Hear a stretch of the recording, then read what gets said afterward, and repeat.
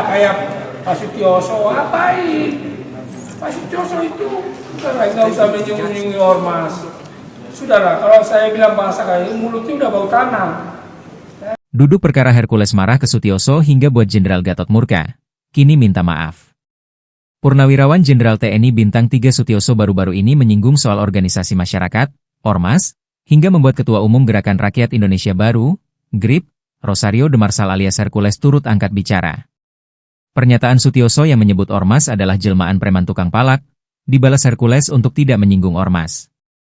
Hercules bahkan menyebut ex-gubernur DKI Jakarta itu sudah bau tanah.